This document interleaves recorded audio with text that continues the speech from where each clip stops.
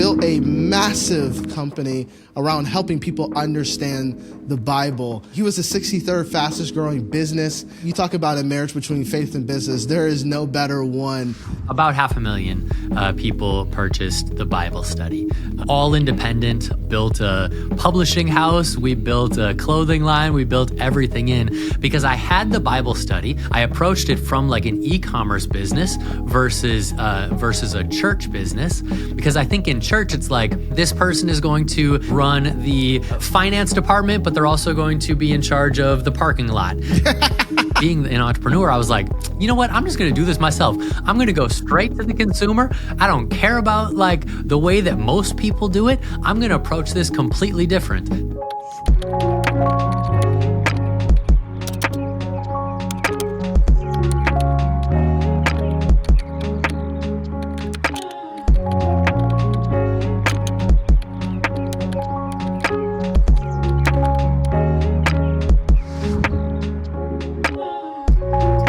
Welcome to the Faith Hustle Podcast, where we help young Christian entrepreneurs learn how to build their business and careers God's way. My name is Makwenda. I'm your host. I've been an entrepreneur for almost 10 years, and throughout that process, I've been able to be mentored and guided by some of the most successful entrepreneurs I know. But what attracted me to them was not just their business success, it was their success in all areas of life, in their relationships, in their marriages, in their families, in their relationships with the Lord. And that's what I wanted. I wanted to be able to glorify the Lord in every part of my life.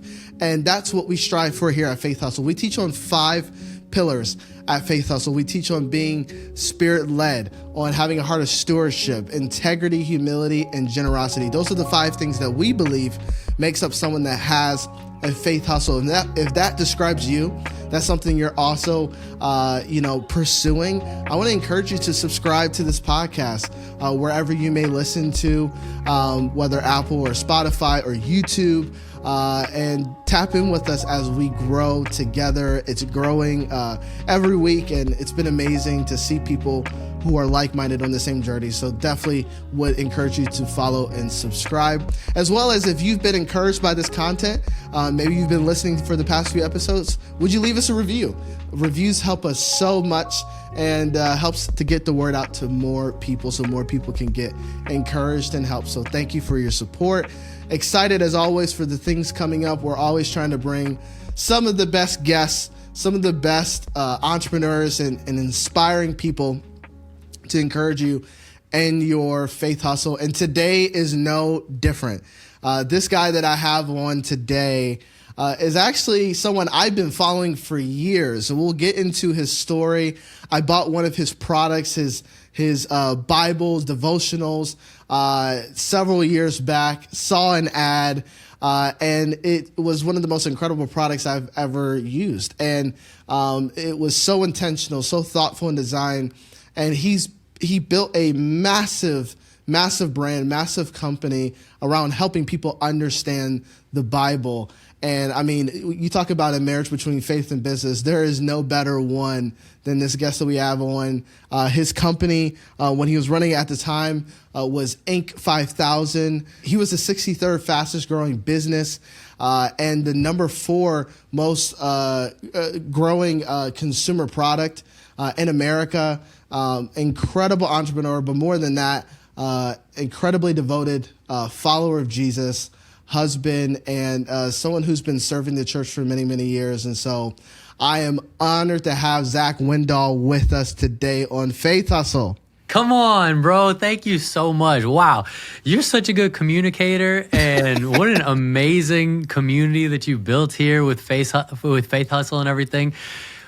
Hats off to you, man. Oh, great work. Yeah, that super pumped to be here. This is going to be a great conversation. Oh, dude, I've been looking forward to it. It's been on my calendar for over a month. And, it's like sometimes you just shoot your shot. And I encourage people, hey, listen, you don't know who's going to say yes. And I was just like, let me just see. And you actually responded to my DM. Yeah, I respond to everybody's DMs. And I appreciate that, because not a lot of people do. Because it's not like you sitting on just 4,000 followers like I am. You got over 400,000. And so I really appreciate you taking the time, man. And just helping this community. And it's going to be a special conversation. Absolutely. Whatever I can do to help, I'm here. Let's get it. Come on. So I want to dive right in. You made a project, the brand Sunday, and you have so many other products other than that you've made. But the one thing I love about your journey is that it's almost like this mission of making the Bible beautiful and simple to digest. Sure. That's been what's regurgitated to me of the products you've put out. Yeah. I love to hear what caused you to do that. You know, it is not a easy undertaking at all, right? I would much rather write a business book than try to, with every bit of,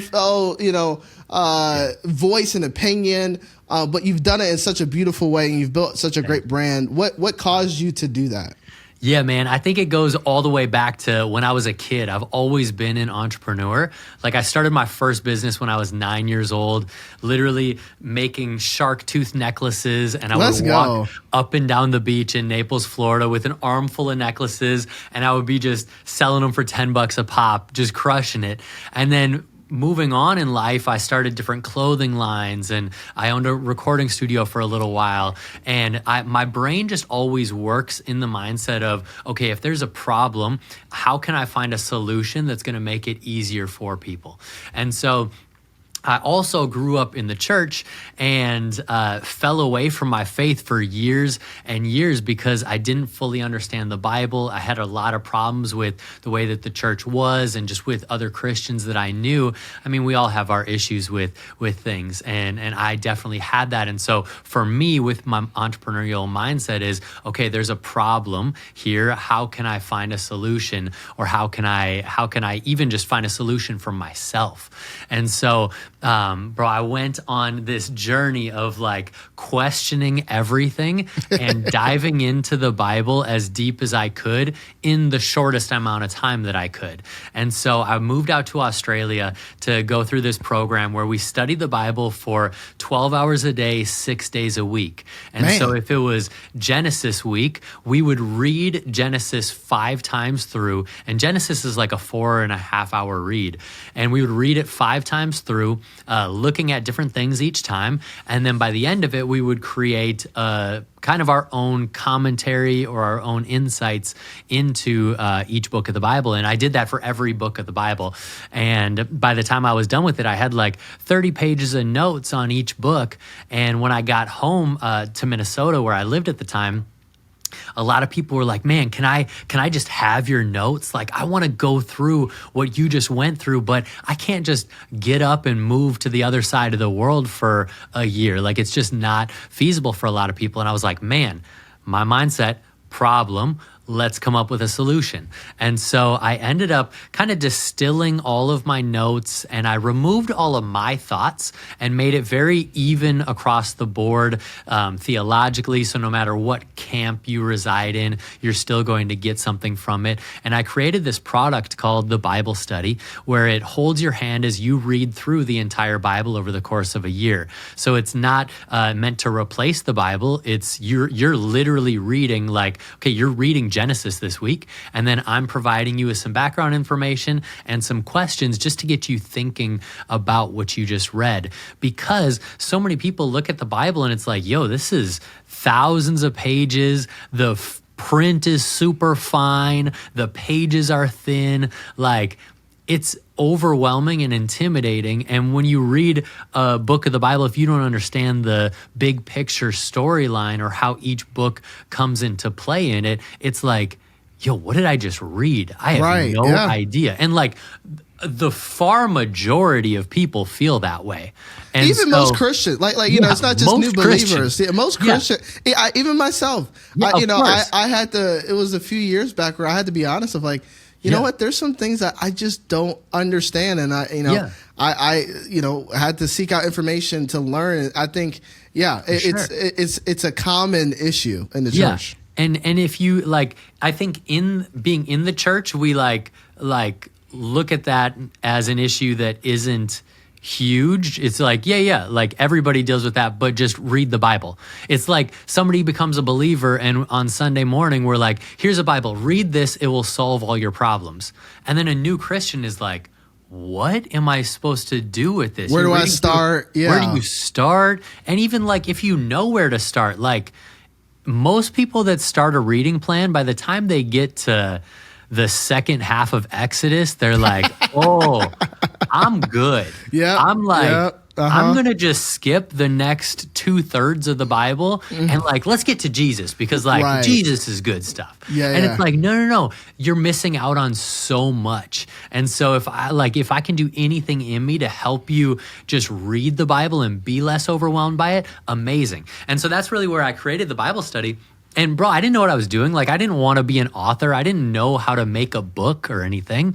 But like, as any entrepreneur does, you just figure it out. Like most entrepreneurs, if you ask them and if they're honest with you, it's like, we're all just figuring this out as we go. Like I didn't have the cheat codes, but like now where I'm at, I feel like I can give some of those cheat codes to people that are just starting out. And bro, like what a blessing that is, even just having this conversation, because I really pray that it helps a lot of people, because I know that I would have benefited from it so much. Man, that's so good. And 100%, we're going to share some cheat codes, but man, that's so inspiring. And I mean, that is not normal for someone to just move on the other side of the earth and just to study the Bible. It's like a monk. It's like a modern day monk, Straight up. Yeah, and totally.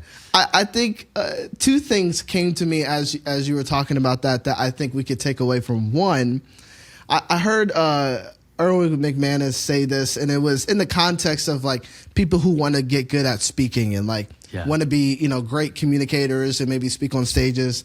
And I think someone asked him like, what's your greatest tip? What's your greatest advice?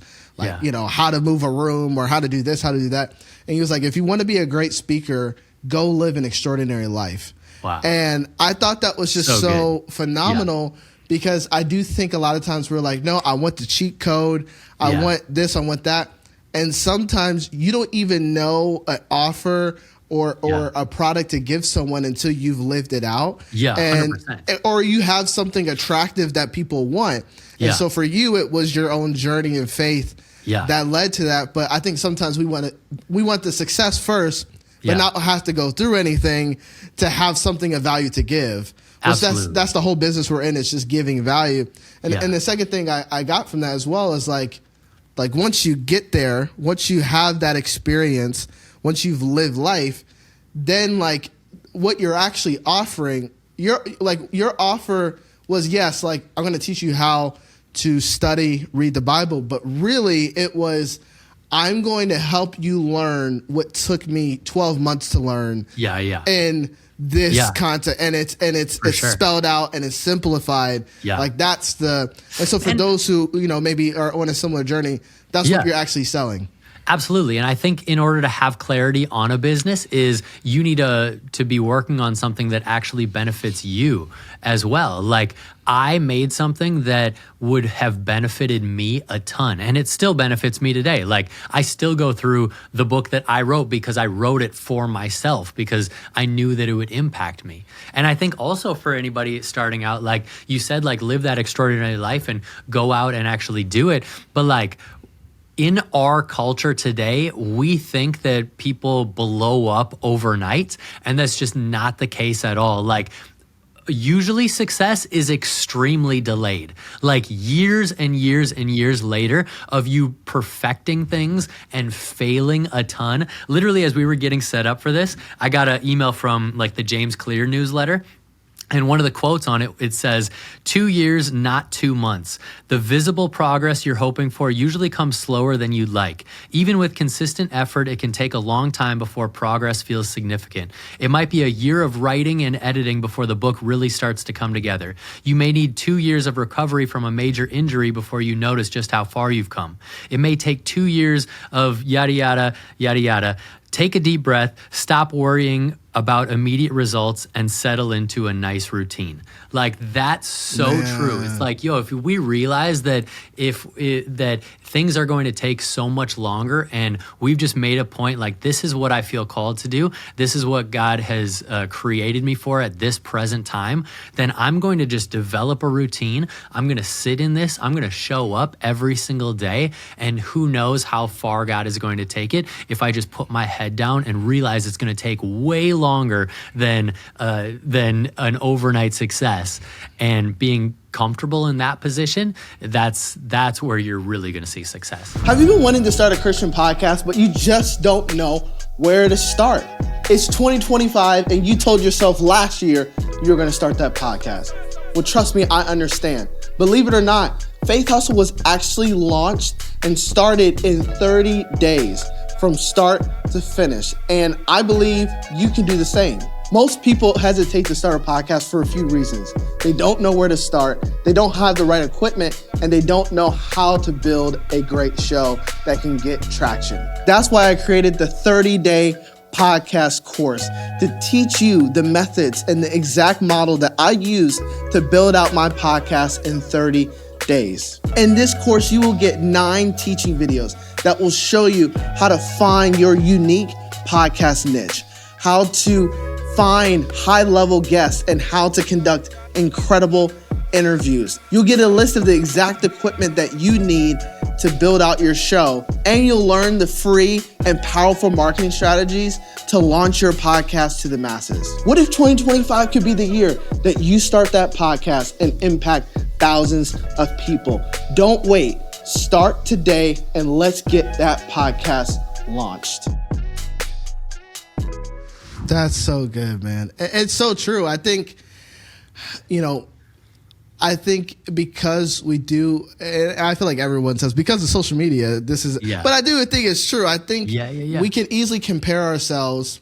So we want what someone took 10 years to get. We want it now because it looks attractive, but it's like there's so many steps along the way, but it's beautiful. Like that's the journey of growing. And like you said, you don't know what you're doing, but totally in that process, that's how you grow and learn, and you can't skip steps. And so, right. And you need to learn to fail and fail fast and be okay with that. Like every entrepreneur that you have talked to and are going to talk to in the future, it's not like the first time they tried, it was a hit. Like I failed probably 7 businesses before I had anything do any sort of success. But every time that you do fail, it's like, okay, I'm going to get up, I'm going to learn from it, and I'm going to approach my next project with what I learned from the previous one. And just continuing to get up is key.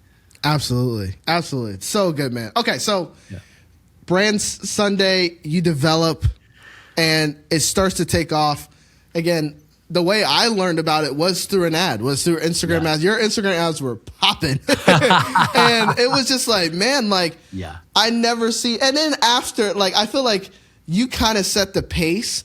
And then after that, we start seeing other products very similar in the market Bibles that you could put on a coffee table or different things like that, which is it's awesome. But you kind of set the tone of that. I guess, what do you, in your perspective, what led to it taking off? What was what led to that traction that you think for Brand Sunday? And also, how many people have Brand Sunday products? Did y'all were you able to calculate sales or whatnot, or how many people it went out to? About 500,000 people purchased the Bible study over the course of a few years.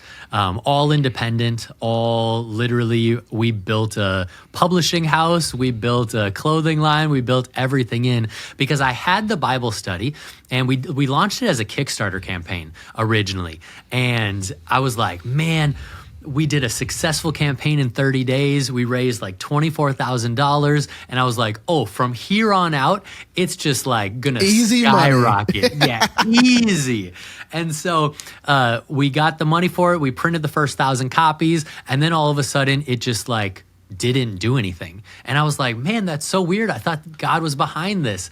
And at that time, I was like, man, I want to be like all of these cool pastors. Like I want to be on stage speaking, but like deep down, that's not me at all. Like I have zero desire to speak on stage. And so I was like, okay, once I made that shift and really approached the Bible study, because it was just the Bible study at that stage, I approached it from like an e-commerce business versus a church business. Because I think in church, it's like, this person is going to run the finance department, but they're also going to be in charge of the parking lot. And then this person is head of small groups, but they're also going to do social media because they're 22 years old and they understand social media, right? Yeah. And it's like, that doesn't work. And so I'm approaching it from the perspective of, I'm good at a few things, but I'm really bad at a ton of things. And so it's like, let me hire on people that are really good at all the things that I'm bad at. Whether they're believers or not, they're just excellent at their craft. And so I built out this team. We had probably, at one point, like 20 something people, like building out this business. I was paying 17 other people before I paid myself $1. Man. I was still working a full-time job for the first 2 years. And we were doing like serious numbers at that point. But it was like, man, I need to be hiring out people that are excellent at their craft, that understand social media ads, that understand email copy, that understand like customer service, all of it that I didn't have the experience with. And so I just built out an incredible team. And like, if it weren't for them and if it weren't from running it like an e-commerce business, we wouldn't have seen the success that we did. And so like, as you saw, all of our marketing was based on ads and social media content.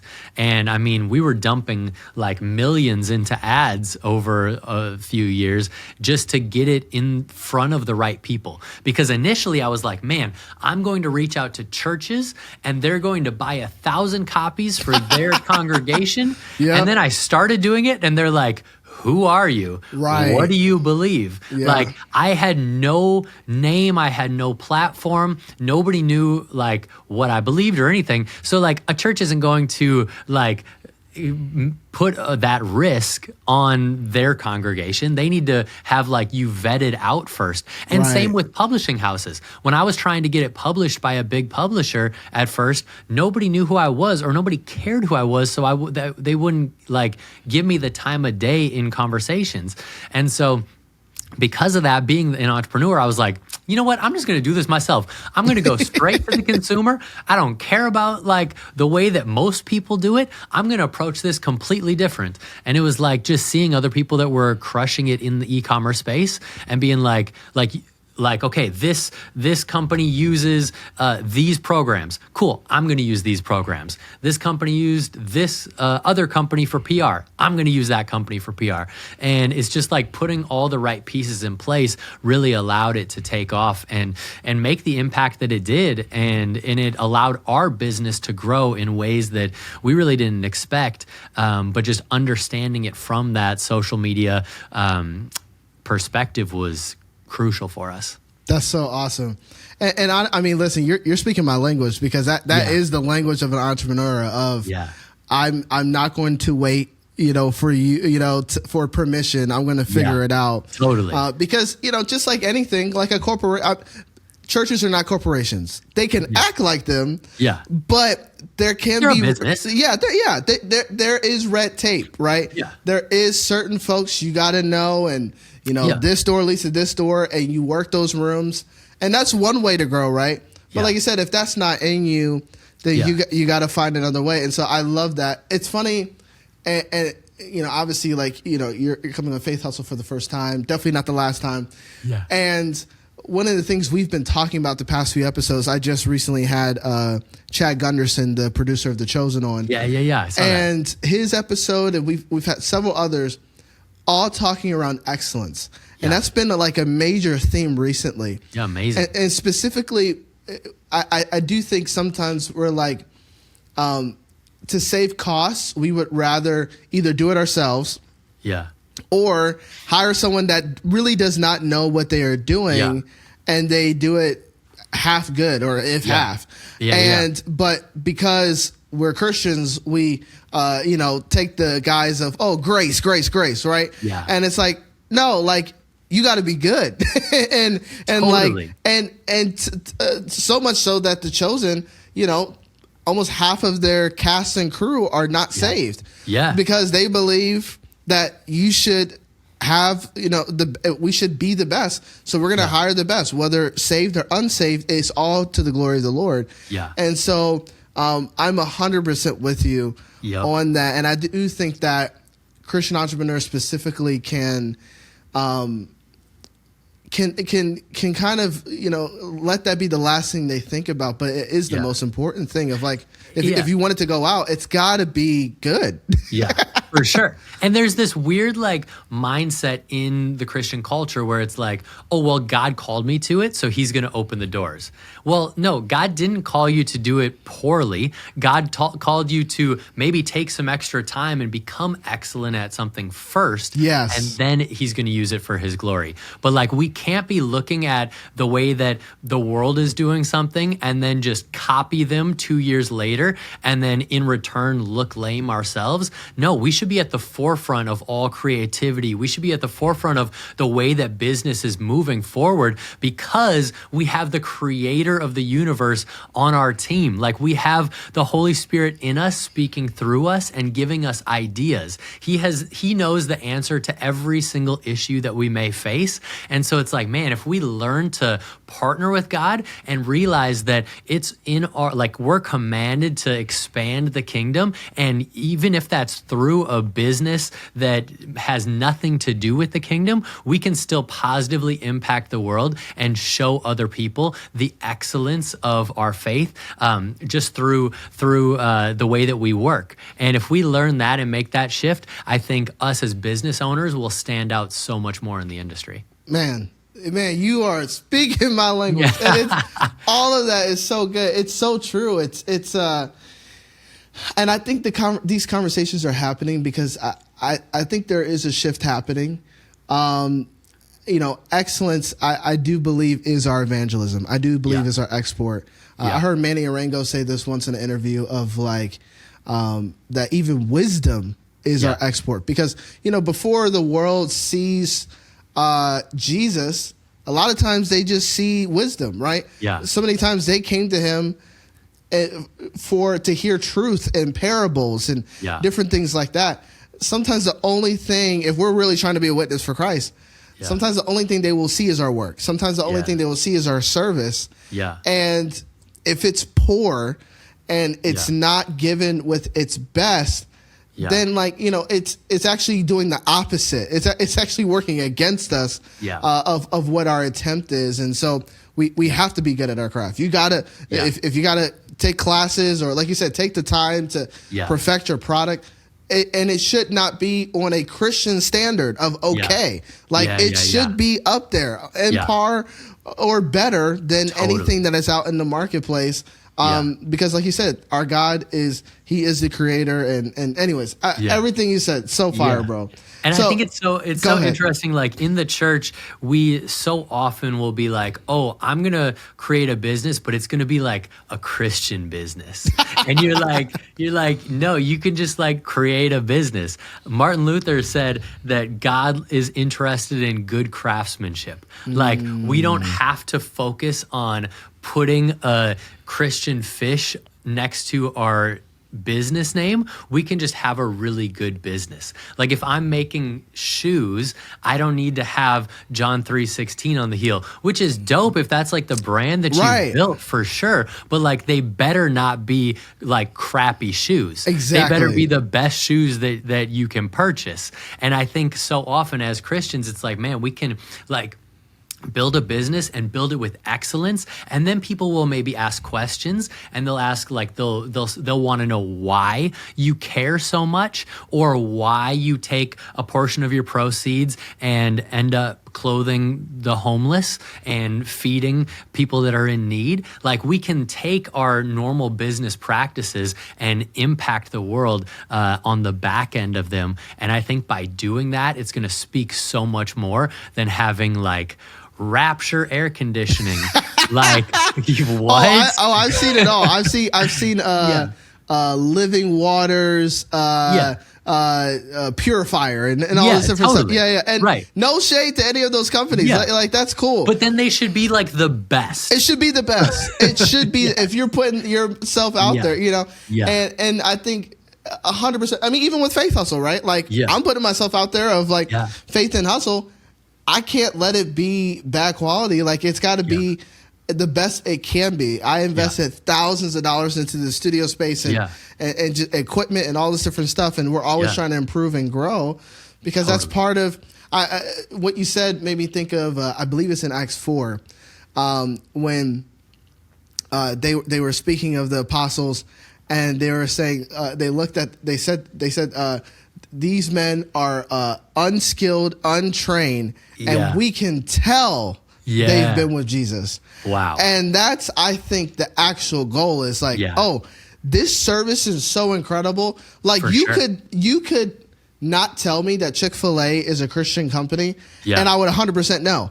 Because like, this service is so different when I go to McDonald's that this thing's got to have the touch of God on it. Like, this chicken tastes so good. Now, obviously, they've been changing their method. Y'all need to go back to what y'all was doing. Yeah, what? But, yeah. We won't talk about that. And I love Chick-fil-A. I rock with you, but y'all got to figure it out. But like, it should be so good that they have to question what inspired it. And I think that's typically like, I don't think that's our perspective. I think, again, like, hey, you're Christian, so you get a pass. Like, no, it's actually, you have a bigger target on your back if you're representing Christ. So it has to, It's not to like undermine what the Spirit can do as well. Like 100%, you see in Exodus, like the Holy Spirit went into like Bezalel and like the first craftsmen, bringing these people in to build the tabernacle. And like, like the Holy Spirit worked through them and gave them a level of excellence to build what God commanded them to. And so I think the Holy Spirit can definitely use us and open doors for us and give us wisdom and insight in ways that we didn't have before. But I think we're also held to a higher standard when the Holy Spirit does that, because it's like, okay, God gave it to you, but now what are you doing with it? And I think when we develop a reverence for him and a respect for what he's doing in our life and how he's using us, and realizing that like, man, God's using me and has built me for such a time as this, then like, bro, that's what it's all about.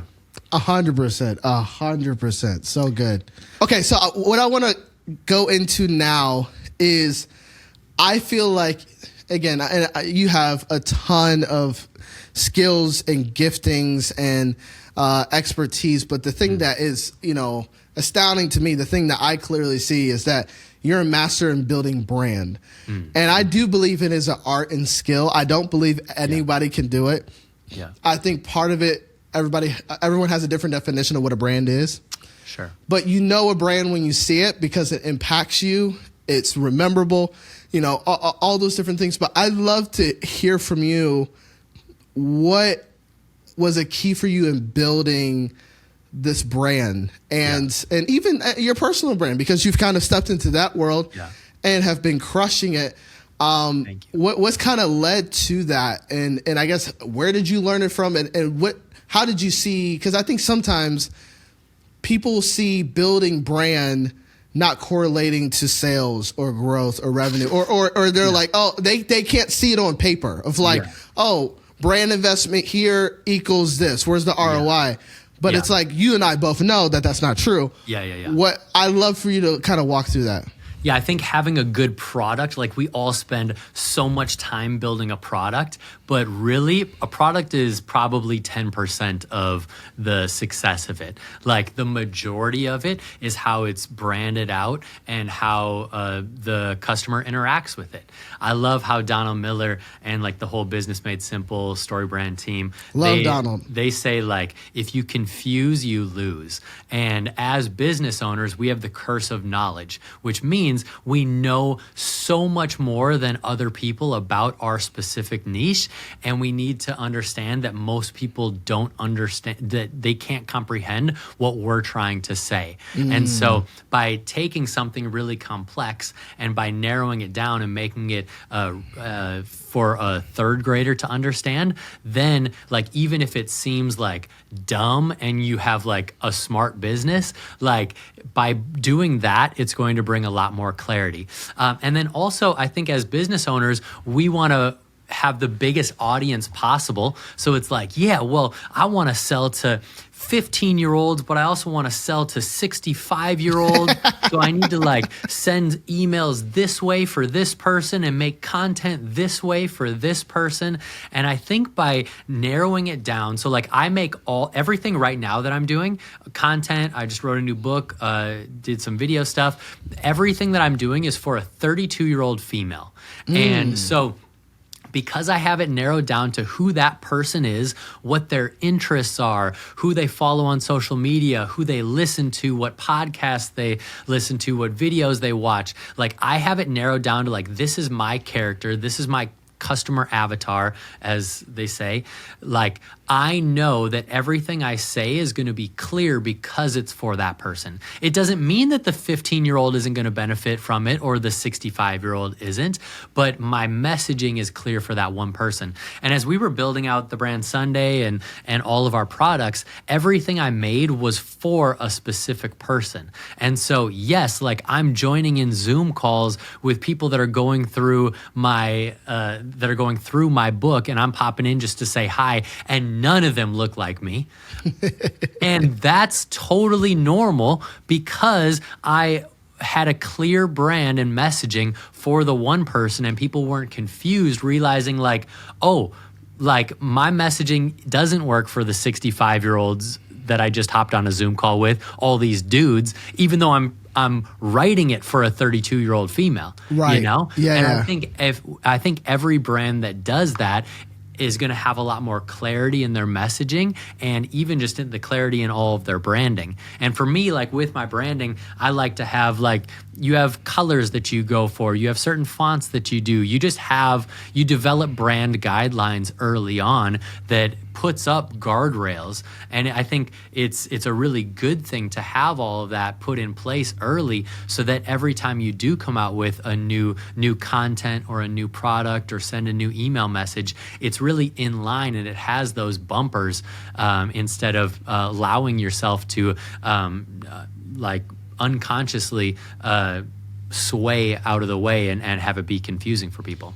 That is a branding master class that y'all just watched. I hope y'all are taking notes. What I love about that, I had a mentor tell me once, we were talking about church. Yeah. And he mentioned something that, you know how like you'll say something like, you know, you'll hear a mentor say something, you're like, oh man, that can relate to so many different things. Yeah. And he was in the context of talking about church and church structure and how a church is, how you communicate to people. He was like, clarity brings momentum. Yeah. And I do believe that. And any brand or anything that has momentum has guardrails. Yeah. Like there are things that you can say and you can't say. For sure. There are things you can do, you can't do. I teach people a lot who want to start Christian podcasts. Yeah. And I tell them like, if your focus, if people signed up and subscribe to hear a business podcast, you should have no business talking about celebrity gossip. Totally. You might feel that way, but no, that's not what they signed up for. Yeah. You know, it's like there should be some guardrails based upon who your target is, who that person you're reaching. And bro, that's huge. Yeah, like all of us have so many different things that we're interested in, but if somebody finds one of my reels on Instagram and the reel is a devotional that I do, and then the next day I'm posting a devotional on gardening, they're going to be like, why? Who am I following? Literally. And it happens all the time. I'll be unfollowing people like, hold up. Totally. I thought you took photos and now you over here, talking about this or that. Yeah. For sure. And it stops me often from posting certain things on my story. It stops me from posting just like throwaway photos on my feed because it's not in line with it. And every time before I press post on any platform that I'm on, I think, okay, would my audience who's following me because of these reasons, would they benefit from this? And I think often on social media, a lot of us post as if we're posting for our high school and college friends. Yeah. But if you're a creator, you aren't doing that anymore. You're now posting because you have people that are coming to you for a specific reason. So if I'm posting to impress my high school ex-girlfriend, like, bro, there's no reason for that. I should be posting to help and to benefit people that are coming to my page in order to grow in their understanding of the Bible. And if it doesn't line up with that, I just don't post it. And it's like, no, it's not in line. So be it. That's so good. And speaking of Donald Miller, I've learned a ton from his world and everything that he's got. One of the things that helps with that is, like, let's say when someone comes on your website, they're answering a few, like, a website has to answer a few questions very quickly. Yeah. Like, what you do. What is this? Yep. Is it for me? How do I get it? Yeah. Right. And it's like, if I'm confused about what it is, that's the first problem. Yeah. But two, it's like, if I don't think it's for me, I want, like, clarity is actually, like, helpful. It's actually empathetic because it's like, hey, please go on with your time. This is not suited for you. Totally. Like my podcast, like it is a Christian business podcast. Yeah. So we're going to be talking about church. We're going to be talking about the Lord. We're going to be talking about the Bible. Yeah. If they don't rock with that, you're still going to learn a ton. Yeah. And we invite you here, but it's not necessarily set up for you, but you're welcome to join. Yeah. Like that's my mission. And it's like, there's things that you have to be okay with. Yeah. With it's almost like the door is open and it's like, hey, like we're going to be sad to miss you, but that's just not what we're going to do. But like, I'm not wasting your time and you're not wasting my time. Right. Like, this is mutually beneficial here. Yeah, exactly. Exactly. Exactly. Yeah. And I, again, like, of course, your brand is a little bit more reaching out. And actually, I'd love for you to talk even into that because someone could say, well, Zach, like, your products help people read the Bible. Why would you limit it? Anytime I have a conversation about target audience or with any client, it's like, I don't want to be boxed in. Everybody needs what I have. And it's like, I'd love for you to touch on that because, like, someone might be saying, like, what do you mean your devotionals or your products is only for a 32-year-old female? Yeah. Like, why can't it be for everybody? Yeah. And I think it is for everybody, but for me as the creator and entrepreneur of it, I need to have clarity on who it's going to in order to have the clarity of the messaging.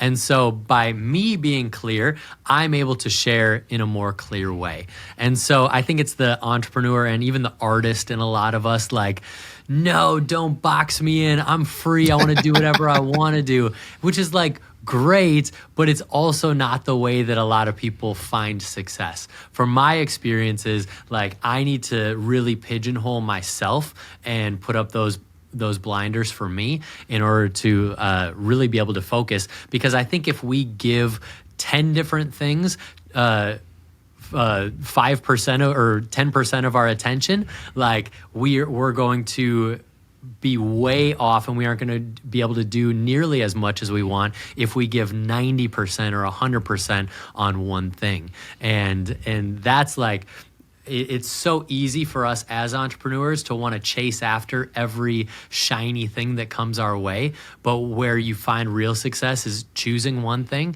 and sticking with that for a while. Yes, absolutely. And I'm even seeing that with Faith Hustle I started it this year. Yeah. And, it's very easy to get swayed into, I should be doing this because this person's doing this and this person's doing this. And then you get different people give suggestions. Obviously, like, there is wisdom in a multitude of counsel. Yeah. But I can't be all things. I can't do all things. And there's a lot of things I want to do and I have vision for. I know that are like probably 3 to 5 years out. Yeah, for sure. But what I have capacity for, and I need to focus on, like you said, building the best podcasts I can. Yeah. Building great educational products, and just what can I do really, really well at the highest level. Yeah. And like that needs to be the focus for now. Yep. And then other stuff can come later. Conferences can come later. All this other stuff can come later. I just need to focus on what I need to focus on right now. Yep. And I think with products, quality is more important than quantity a lot of the time. But I think with content, quantity is more important than quality. So you need to know like what lane you're in. So me posting 3 times a day on each platform is better than me posting once a week. Even if the video's better and the audio's crispier, like having more out there with content is different. So you really need to know your audience and the lane that you're in, and like if it's social media, the algorithm that you're working with, because it can definitely be different there. That's so good. So good, man. In our remaining time we have together, I want to touch on, you recently transitioned from having a team of almost 20 and growing this business, and you got acquired, which is every entrepreneur's dream of like getting acquired, right? Yeah, praise God. To God be the glory. I won't ask you what the number was because it's probably an NDA, but really incredible. But from that, you downsized from having that big team, and now it's really just you and your wife. Yeah. And making the content that you're making, the books that you're writing, and doing that. Yeah. What has been the biggest difference? Was it a sigh of relief, or was it like is there that urge like, no, man, I gotta grow something else again. I got something else in me that's big, or this or that. Yeah. I just love to, because obviously I would say most people want to scale. They want to grow, right? Yeah. And there's pros and cons with scaling. There's pros and cons with teams. Yeah. And I feel like you have to know yourself of what you're wired for. Yeah. But I'm curious what's been post-acquisition life. And I mean, again, however much you want to talk about the acquisition, like, please go for it. But I want to be respectful of that. But I love to just hear that journey. Yeah, I think the grass is always greener where you water it. And I think like there's pros and cons to every side of the journey. And so when we were a suite of our products were acquired, so the Bible study and most of the Brand Sunday products were acquired. And I think at that point, because I had just spent the last 7 years building, 5 years building this business, I went through an entire like identity crisis, bro, because everything I did was based around the Brand Sunday and the Bible study. And I was like, oh, what now? I don't have people that I need to like have report to me. I don't have a team to help me with things anymore. Like beforehand, if I didn't know how to do something, I'd be like, hey, can you help me with this? And now it's like, oh no, you just got to figure it out yourself. And so literally the first probably almost year of after we were acquired of those products and things changed so much, it was like, man, what is God calling me to do? What's my value? Like, what am I supposed to bring to this world? Everything was gone. And it was like such an exciting time too. But it was also like a confusing time. And I think anytime that you have like great success, there's always pros and cons to it. And so with that regard, it was like, man, I'm going to just try a bunch of stuff and see what works for me now and see what feels right. So like I tried speaking. I spoke one time, I got off stage and I was like, I'm not going to do that again. And that's okay. Like I literally spent like probably $5,000 building up like my speaking brand. And then I did it one time and realized that wasn't it. And like, that's okay. Those are the like hurdles that you come over and like I guess like the failures that you learn from, where it's like, I tried it and I risked it and I realized that wasn't for me. Great. So now on to the next. Like next thing, we did led a trip out to Israel and had this most incredible time. It was amazing. Like I fell in love with that. I was like, man, if I can do a few of these a year, this is my new thing. And then everything happened in Israel. Now I can't do that. And it's like, wow, bummer. What's next? And so I started writing again, and I really fell in love with that process because in the past, any book that I did, it was more, I loved the product of it. So I loved like the development. I didn't necessarily love the writing of it, but I loved creating a product. It just so happened to be that I was doing books. And then like when all of this was taking place, I really fell in love with the creation of like writing a book and studying for a book and realizing that like, man, there are so many complex things like the Bible and like faith. And if I can help people really simplify that so that they can be less overwhelmed by the Bible, still, even if it's not like a strict Bible study, but it's more in book form, then like, man, I'm going to pursue that for a bit. And so I got a book deal and I literally just turned it in to my publisher like a week and a half ago. And so now we're in that process of releasing that book next year. And it's like, man, this is the first time that I've felt comfortable calling myself an author. Every time in the past when somebody would ask like, what do you do? Oh, I'm an entrepreneur. Even though like I wrote 7 books.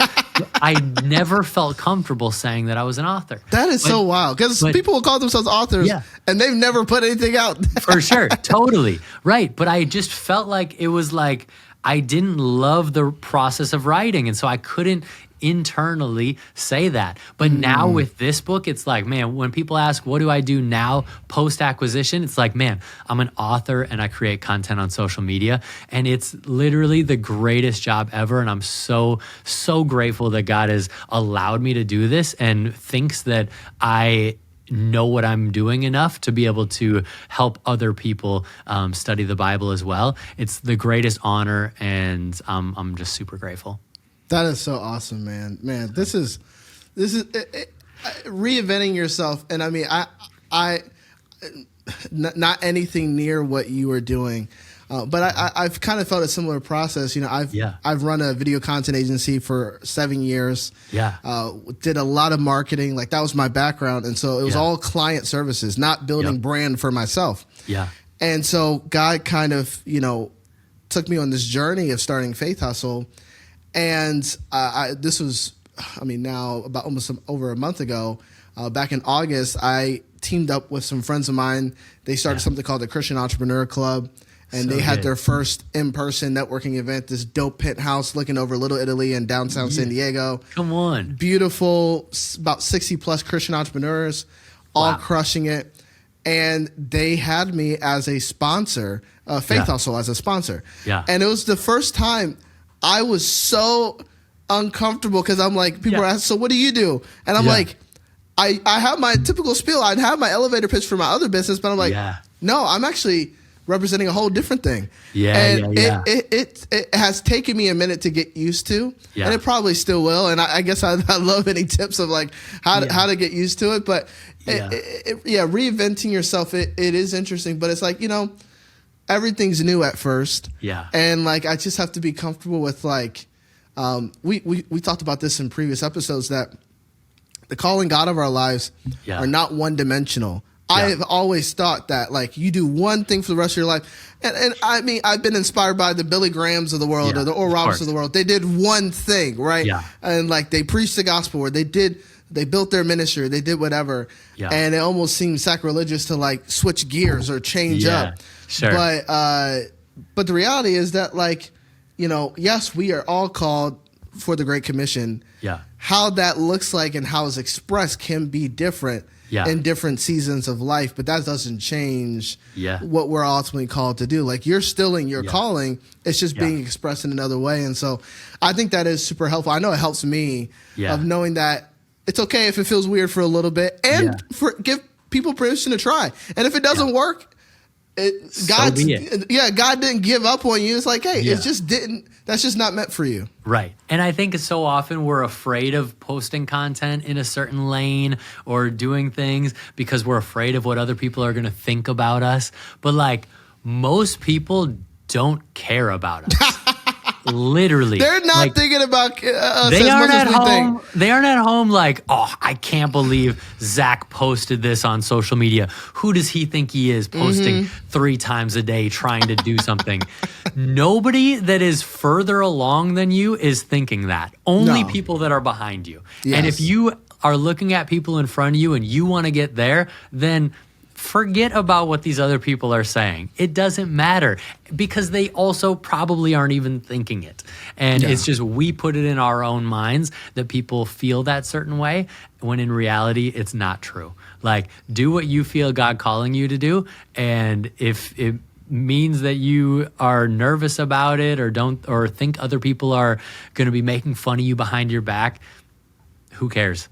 God's word over their word. Absolutely. And I mean, I've heard it said many a times, like, you live by the praises of men, you'll die by their criticism. And it's like, that's great. Yep. if that's where your motivation is anyways, then you got to check it at the door. I know God had to do that, but for me, before I started Faith Hustle, I was at the Upper Room Conference here in Dallas and felt the Holy Spirit speak to me.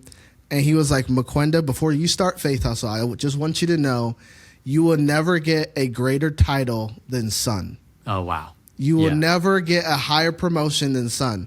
Yeah. And like my, the significance of who I am, like, is found only in the secret place. And like any other stage I step on is a step down from that. Yeah, wow. And that actually really, and I know we're kind of getting more on the spiritual side, but it really centered me.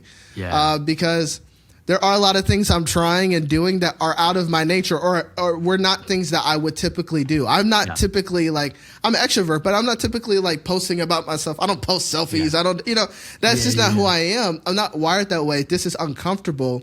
Yeah. But I love God and I want to obey him. And I rather look foolish doing that. And you may think a certain way and they're probably not even thinking about you, like you said. Right. But knowing that, like, I'm pleasing God. You know what I mean? And so that's so good, man. One last question for you here. Again, so grateful for your generosity of your time, your wisdom. I mean, it really is. I mean, how often do you get to talk to someone who's been, had an acquisition and done all the things you've done? Man, if you were to go back, and I know this is like what would you tell 20-year-old Zach? But actually, like, we have a lot of people, this specific platform is meant for young Christian entrepreneurs. So those who are just early in their start. And I do think that would be a significant question to ask them or to help them with the early days. What are the things that really matter? Like now on the other side of it. Because, we can get caught up in so many different things, but like looking back now, if you had to talk to that younger Zach starting, Brand Sunday, getting into the things that you were doing, what would you tell him? Everything takes much longer than you expect it to. Like we already talked about, like you aren't going to be successful right away, and that's totally fine.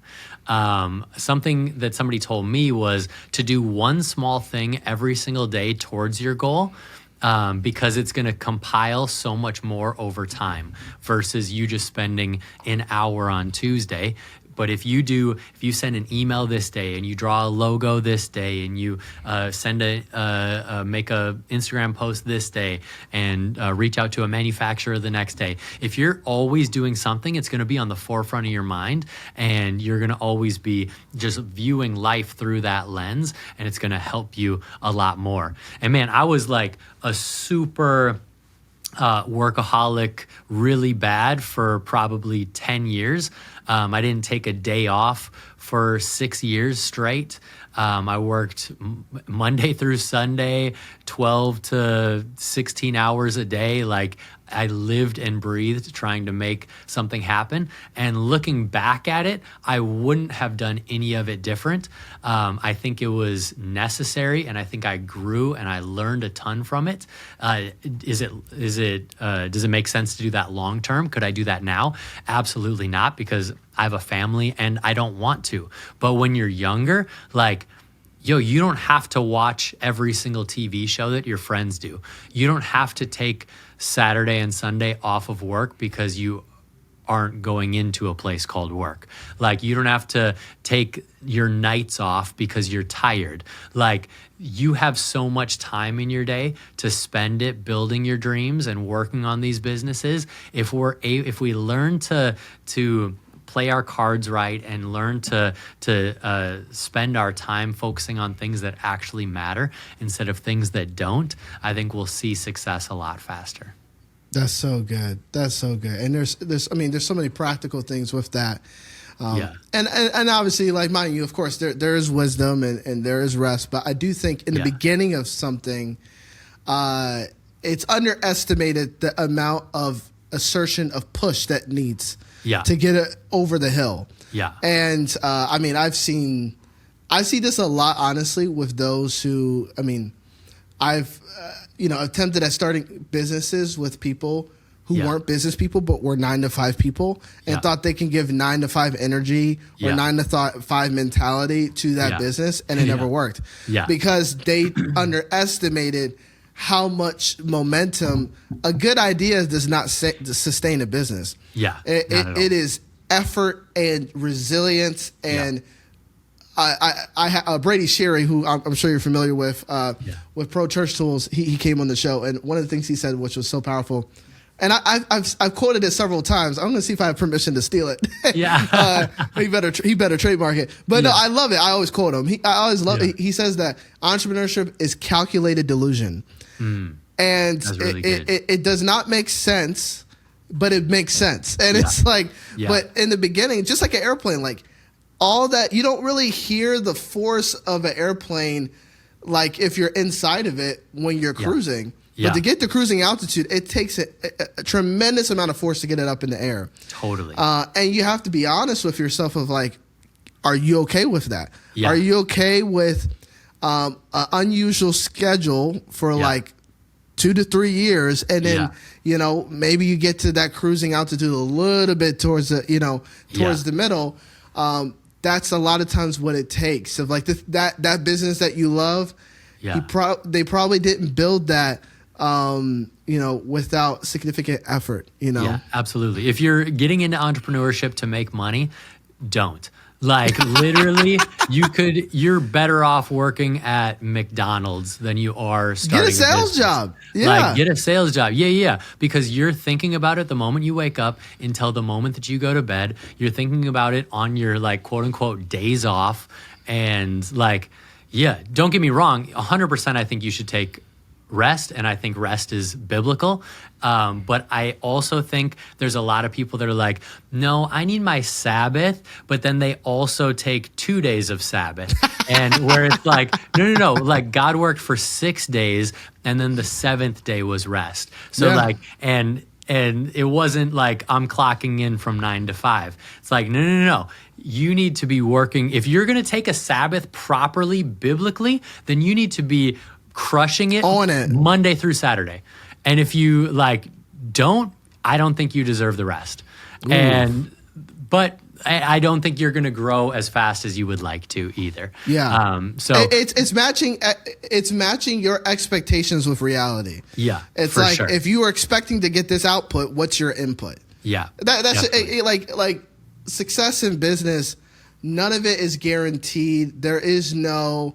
And that is the difference of a 9-to-5 mentality. Like, a 9-to-5 mentality is like, I'm going in, no matter if I give 100% effort, I just have to be physically present and act like I'm doing something from 9 to 5, and I will get a check every 2 weeks. That is not the case as an entrepreneur. And it's like, and I love what you said there. Like, if you want to make money, it's like, yes, you can make money as an entrepreneur, but I've found more people who are entrepreneurs, their real passion is building. Like they just love building things, building people, building systems, like the process is what they love of building. So be an engineer. Go build a building. Exactly. You know what I mean? Like, they're obsessed with building things, and so it's like, yes, they'll make money, but it's like all you're thinking about is like how to make it better, how to improve, how to do this, how to do that. And so you have to be focused on the customer and your audience and bettering their life. If you ever sway to how can I do this and how can this better me, it's not going to be nearly as beneficial or make nearly as big of an impact as you want it to. You need to focus on, okay, my audience has a problem and God has called me to help them solve that. And if you're always focusing on them, it's bound to be a success. Man, dude, that's so good, man. Dude, so much wisdom from this. I think a lot of people are going to take some really, really practical takeaways from it. And it's necessary. It's necessary, awesome. These conversations. It might even be hard to hear. Yeah. But if, again, I'm always a proponent. You gotta match the intensity with your desire. Like, yeah. It's like, hey, it's got to match. And so, yeah. Man, thank you for the wisdom, yes, man. Sir. Thank you for your time. And I know people are going to get a lot out of this conversation. Awesome. Thank you so much for having me. It's awesome to chat, and I can't wait to see how far God takes Faith Hustle and everything you're doing. Absolutely. And before we get going, is there anything that we can plug? Obviously, we'll plug your Instagram and all that different stuff below. But is there anything? I know you mentioned you have a book coming out next year. Yeah. Is there anything that you like to plug or for people to kind of connect with? Just social media, and then keep an eye out on the book next year. We have a 2.0 version of the Bible study coming out in December, and not many people know that yet, but that's coming out. It's like it's a one book version. So right now it's 2 books and it's paperback. We have a hardcover version coming out. I rewrote a lot of it. We redesigned it, and super pumped on that. So keep an eye out for that. Come on. We'll be looking out for that, man. Thank you for your time, sir. Man. Thank you for being on Faith Hustle, and we'll have you on here soon. You got it. Would love that. Thanks, man. Thank you so much for watching this week's episode of the Faith Hustle podcast. We hope you were encouraged, inspired, and feel equipped to walk out your faith hustle. If you want to come on this journey with us in growing in our business and faith, I encourage you to subscribe to the podcast, whether it be on audio platforms like Apple or Spotify or YouTube. We would love to take this journey with you, and we can't wait to see what God does in your business. We look forward to seeing you soon.